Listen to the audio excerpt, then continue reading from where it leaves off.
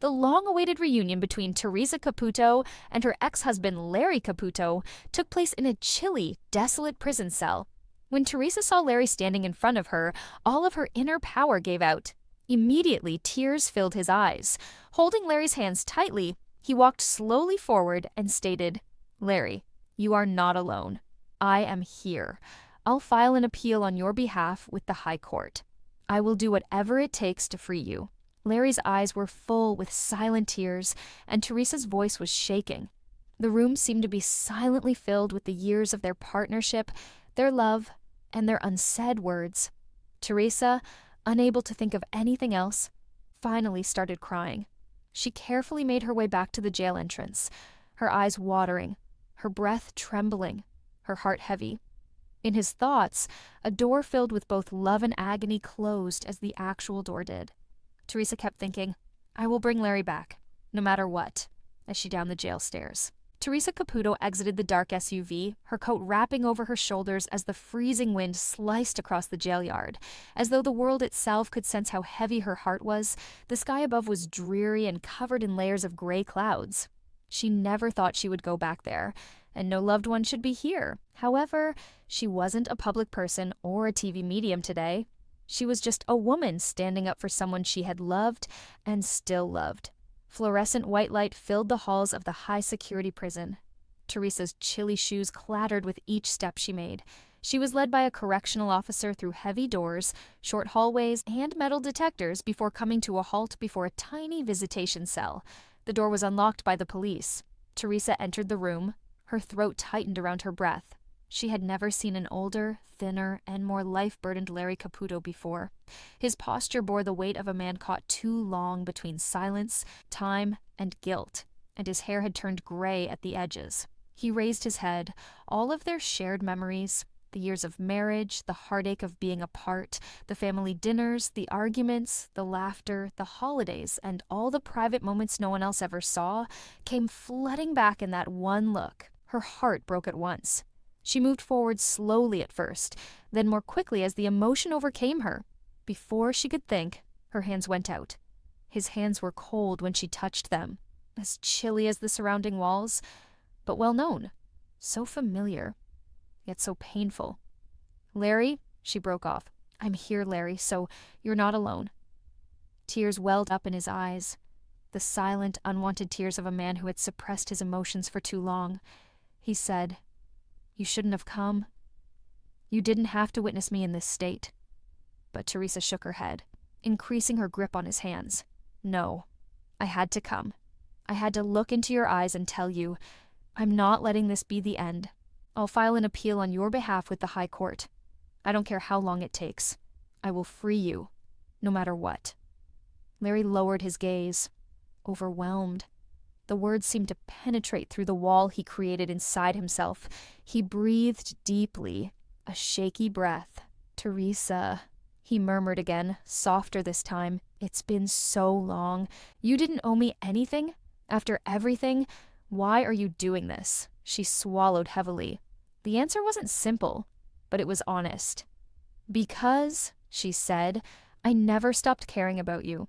Moreover, I know you. I am aware of your heart, Larry. You don't belong here. This is not something you deserve."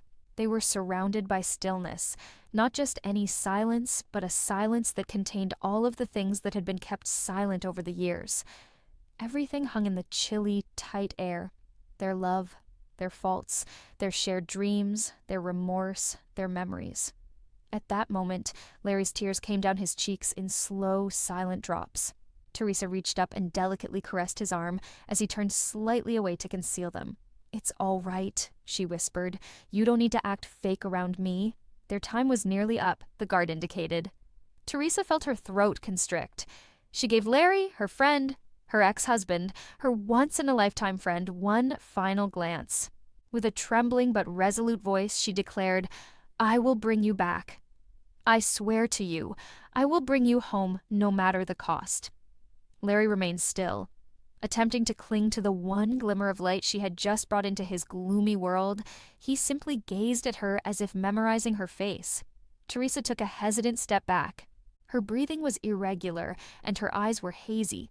Until the guard softly gestured for her to leave, they were still holding hands, fingers clutching until the very last second.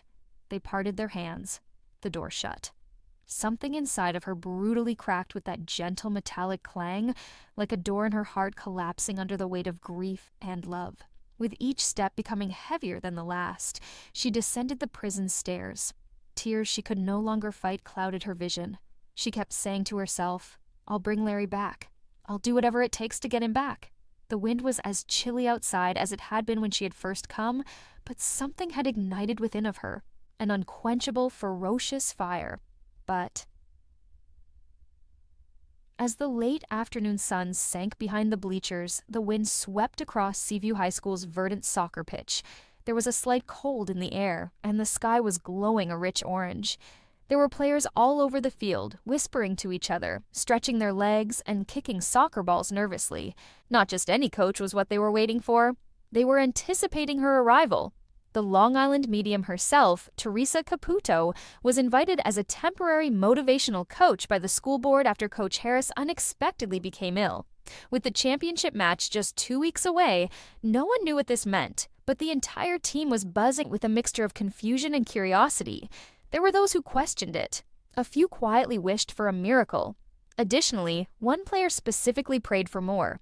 The team striker, Ryan DeSantis, 16, stood by himself close to the goalpost. He moved stiffly and distractedly as he booted the ball half-heartedly. On his arm, the captain's armband hung freely. Before the accident that killed his father 3 months prior, he was the team's most self-assured player. As a former semi-professional athlete, his father had been his biggest fan, his mentor, and the most outspoken person on every sideline. Ryan had never faced a defender as heavy as the vacant area where he used to stand. The sound of heels clicking on pavement reverberated over the field as the players joked and whispered, "All right, everyone, pay attention, I'm present." When the crew turned around, they saw Theresa Caputo striding over the grass with assurance, her hair groomed as though the wind had split in front of her. She carried a whistle that glistened brilliantly in the sunlight, and she wore a black tracksuit with gold stripes and enormous hoop earrings. "Wait, is that actually her?" one participant muttered. "She's like, sparkly, bro." Theresa gave a big clap of her hands. "All right, just once. Let me say this. I have no knowledge about soccer." She hesitated. "However, I am aware of the concept of spirit connection. Spirit also told me that I was needed by this team." Unsure whether to salute her or laugh, the boys exchanged glances. Then, Theresa's smile faded and her face changed. She seemed to be feeling the air as she raised her hand a little, palm up. "Oh boy, okay. Spirit's coming in really strong right now." The group fell silent. Theresa's eyes narrowed with concentration, and her breathing slowed to a steady pace. She whispered, "I'm getting a father figure. He's pointing out a soccer ball to me. He tells me that he has been making a lot of effort to get someone's notice. You were unable to hear him as he continued to yell from the stands." Ryan felt a stinging pounding in his heart. His feet went cold. By his sides, his hands shook. As if drawn by an unseen thread, Theresa turned to face him. "Honey, are you wearing red cleats? Come on over here." Ryan took a deep breath and moved ahead. Theresa gave him a tender glance. "This is for you." The only sound in the field was the gentle buzz of the evening wind. There was no chatter or laughter. Theresa took a big breath. "His name keeps coming out. I hear Anthony and Tony." Ryan let out a gasp. "My father's name was Tony." Theresa's eyes softened as she nodded. "He adores you dearly. He claims to have been present at every practice and game, even when you felt like you were crying and kicking the ball against the fence by yourself. The boy's knees were unsteady. How could you have known that?" "Spirit is aware," Theresa muttered. She mimicked using her fingers to wipe away tears. "He's giving me a constriction in my chest, similar to the shame you bear." "Stop blaming yourself," he urges. "You weren't at fault. Not the moment, not the dispute, nothing." Ryan's head dropped. His chest trembled. On the morning of the disaster, he and his father had a disagreement. His final words were yelled in rage. His spirit had been shackled by the agony of that moment. Theresa patted Ryan's shoulder and spoke in a firm yet kind manner, and he says, "Replay the game, child. Play it joyfully. Join me in playing it." Ryan started crying uncontrollably. The team as a whole, some wiping their own eyes, watched in astonished silence. Theresa took a step back and inhaled deeply till the daze subsided. Okay, boys, let's practice now. The team has never seen a coach like Coach Theresa. She didn't impart strategy knowledge. She didn't instruct on formations or dribbling. She taught something else instead. Believe what your gut tells you. Spirit communicates with you. Through your stomach. Hey, you big-haired person, quit questioning yourself. 7? Your grandmother is watching you, so quit eating junk food. The guys felt inspired and scared in equal measure. And an odd event took place. They began to play freely. More laughter, letting go. Every day, Ryan in particular felt a weight lift off his chest. He occasionally felt a breeze that wasn't in sync with the wind as he kicked the ball, as though someone was running next to him. The stadium was full 2 weeks later. The lights were blazing. The audience let forth a roar. However, the Seaview squad entered the field with a composed demeanor, a self-assurance that Theresa had fostered. Ryan caressed the captain's armband, stepped onto the grass, and kissed his fingers. I hope you're here, Dad. Theresa stood with the other coaches in the stands, arms folded, intently watching. The score was 2-2 halfway through the second half. Ryan's face was drenched in sweat, and his legs shook from fatigue. His heart, however, felt light. Then he felt a warm hand behind him, stroking his back in a comforting manner. He raised his head. He felt everything, even though he couldn't see anything. His dad. There was no mistaking the presence. The ball rolled in his direction. Ryan ran faster than he had ever run before, swerving between 2 defenders and avoiding another pair as if the field were directing him. The audience stood up. He planted his foot and hit. The ball glided, spun, and sliced in a beautiful curve toward the top corner of the net. Ryan dropped to his knees and pointed to the sky while simultaneously laughing and crying. Theresa wiped a tear across the field. But on a Sunday morning on Long Island, the air from the ocean was calm and electric, making it ideal for a day of readings. Theresa Caputo had that distinct spiritual buzz when she woke up, a sensation she had learned to ignore. Even before she touched her first cup of coffee, spirits were vying for her attention. She was sipping from her rhinestone-covered mug at her dining table, brushing her hair into its signature height, when she heard a persistent whisper, "Express your pride to her, inform her that she did not let me down." Theresa rolled her eyes up and moaned. All right, give me a minute. Let me at least finish my coffee first," she muttered. She didn't yet know who the message was intended, but she would soon. That same afternoon, Theresa was scheduled to film a special crossover episode featuring 2 beloved celebrities. Jon Cryer, the Emmy-winning actor with the sweet smile and inquiring spirit, and Wendy McClendon-Covey, the comedic powerhouse known for her sharp wit, golden heart, and deeply private grief. Jon was largely responsible for Wendy's agreement to appear on the show. Theresa and Jon had first met at a charity function earlier that year. Backstage, she'd given him a brief reading of a message from a friend he had lost in his 20s, and the accuracy had rocked him to his core. Since then, the relationship between this world and the next had quietly captivated him. Jon agreed to appear on the show when the producers proposed it, but only under one stipulation. "I would also like Wendy to attend. I believe she needs something Theresa can provide." As Jon Cryer walked into the cozy, candlelit studio Theresa used for private readings, the cameras began to roll. He rubbed his hands together, looking excited but scared. Theresa greeted him with a bright smile. "Jon, I'm so happy you're here, honey. All morning, Spirit has been speaking to me." Jon laughed gently. "That doesn't surprise me, actually." The door then opened once more. Wendy McClendon-Covey strolled in, wearing a lovely peach sweater and a nice but guarded grin. She turned to Theresa after giving Jon a hug. Wendy laughed nervously and continued, "I don't know what I'm doing here." "But Jon told me to believe this." Theresa lightly touched her hand. "And I'm so happy you did." Theresa gasped before they had even taken a seat. She reached for her chest. "Wendy, did you think about a deceased woman who was like a second mother to you recently?" Wendy stopped. Jon's eyes were wide as he glanced from one to the other. Theresa went on, gesturing about her. "She is present. You entered with her. Since breakfast, she has been yelling at me." Wendy's eyes immediately filled. Slowly, she nodded. "I was closer to my Aunt Marion than I was to my own mother. She died extremely unexpectedly." Theresa let out a harsh sigh. "Indeed, she's teaching me how to sew, fabric, trends. You used to sit on the floor while she worked," she claims. The Wendy laughed out despite her tears. "Indeed, she worked as a tailor. When I was a teenager, she made all of my dresses. Theresa grinned. You know what that means, honey. Tell my girl I know she kept the blue one. Wendy put her hands over her face. Oh my God, I still have the blue prom dress she made. I didn't tell anyone. It still smells like her place, so I kept it. Wendy lowered her hands, trembling. I never got to say goodbye, and I always felt bad about it. I had a job. I failed to get at the hospital on time. Theresa leaned forward, seemingly under pressure. Tell her she didn't fail me. That's why she continued saying that. She wants you to get rid of the guilt. She claims that your work was a component of your purpose and the life she always urged you to create. Like a soft wave sweeping over the room, the air became heavy, then warm, then light. John took a deep breath. He didn't anticipate feeling this strongly. Theresa's eyes were closed.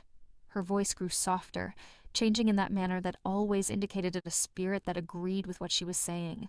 She claims that she wasn't by herself. She claims to have departed amicably. She also wants you to know that she overheard all of your messages in your car, including the one in which you indicated that you would give up your job to spend one final afternoon with her. Wendy broke. John put a gentle arm across her shoulders while she sobbed into her hands. Then Theresa turned to face John. John, may I tell you something? Tensed, he nodded. A young man is coming forward. He's displaying something akin to a checkered jacket, and the story of how you two nearly were ejected from a diner because you were laughing so much. John looked incredulously. That's Peter, my high school best friend. He was killed in an automobile accident. Theresa gave a nod. He says he comes to see you, particularly when you have self-doubt. He claims that you never stop wondering if you've accomplished enough in life. John wiped his eyes. Yes, I do. He says you've done more than he ever imagined, Theresa remarked. He is also pleased with you. John touched his eyes with his fingertips. Whoa. Warmth radiated from Theresa's face as she turned back to Wendy. I am being shown daisies by your aunt. Did she adore daisies? Wendy grinned through her tears and nodded. They were in her yard, each year. It's her when you see daisies now, she says.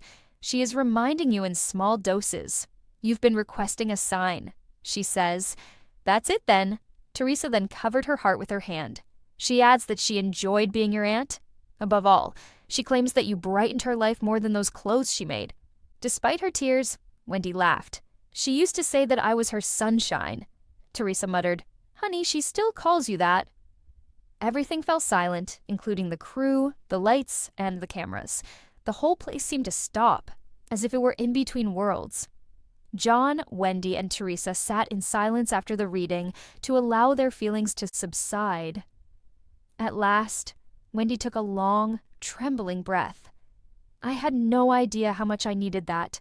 Theresa gave her hand a squeeze. She's been waiting to say it, honey. John gave Wendy a gentle glance. You see? I said she could assist. Wendy wiped her face but grinned freely, and with a joy she hadn't had in a long time. But when Theresa Caputo left her home, her trademark blonde hair already well-groomed, the sun had just begun to spread its golden fingers across the Long Island sky. That day she had a lot on her plate, but she was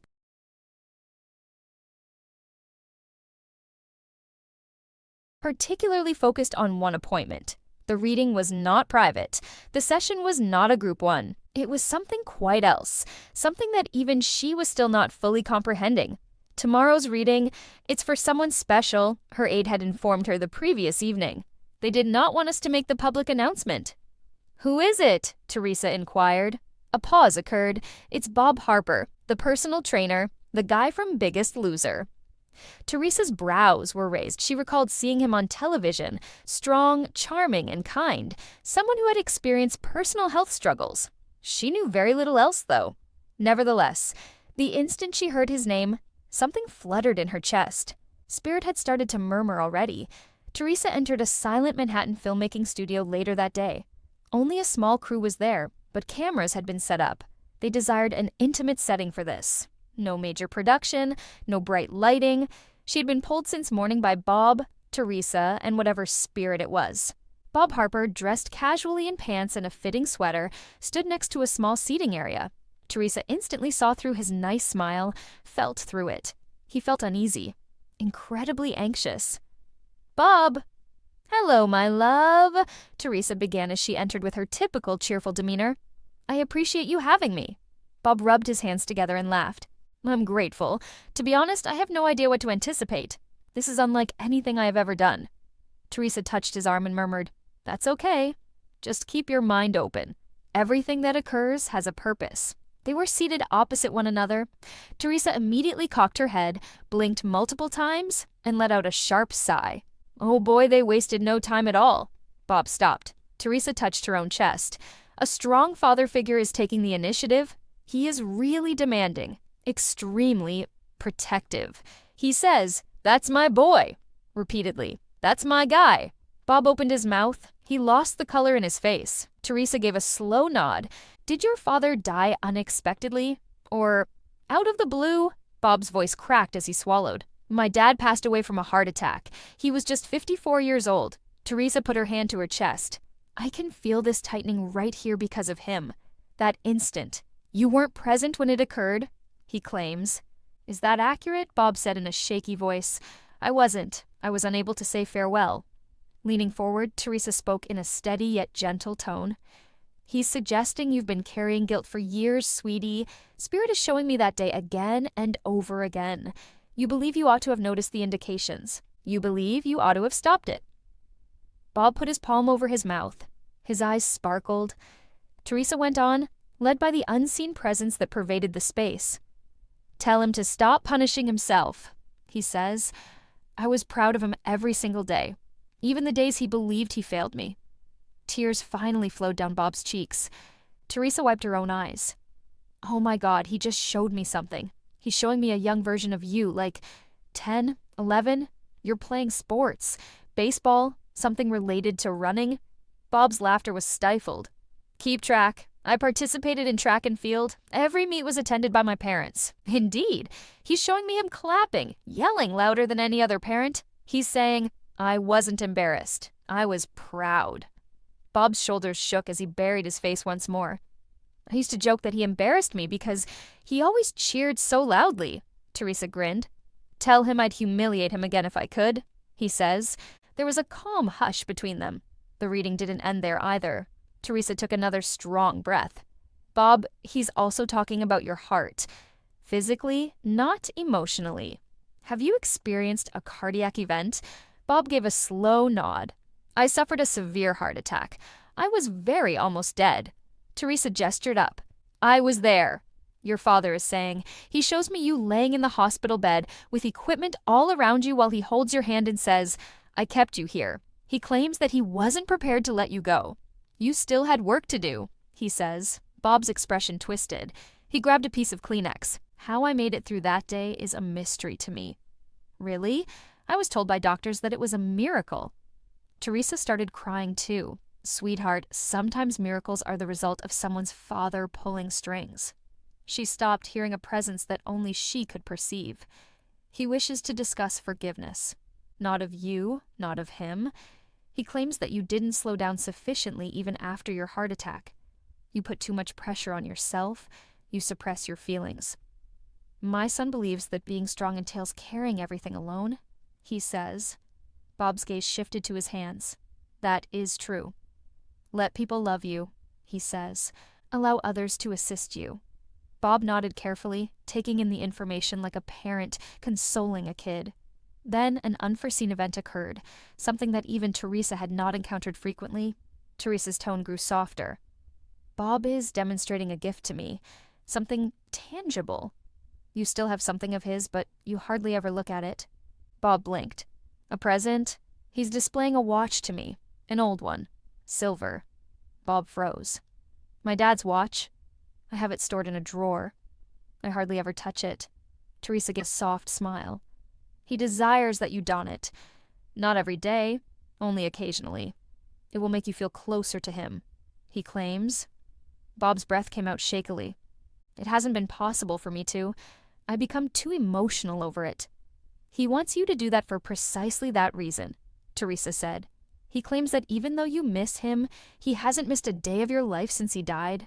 They were silent for a long time. The space seemed weighty, warm, and holy. Theresa finally let out a breath and covered her heart with her hand. He's backing off, my love. He does, however, say one final thing before leaving. I love you. And I've always been proud of you. Bob stopped attempting to hide his tears and started crying freely. Theresa extended her hand to grasp his. Today, you provided him a wonderful moment. He also returned one to you. Bob gave her hand a firm squeeze. Thank you. This was unexpected, but I didn't realize how much I needed it. Theresa smiled softly as she glanced up at the ceiling. Your father was aware. Hi everyone, welcome to my channel. My name is Mina and I hope you're having a great day. Remember to subscribe to the channel if you enjoy the video.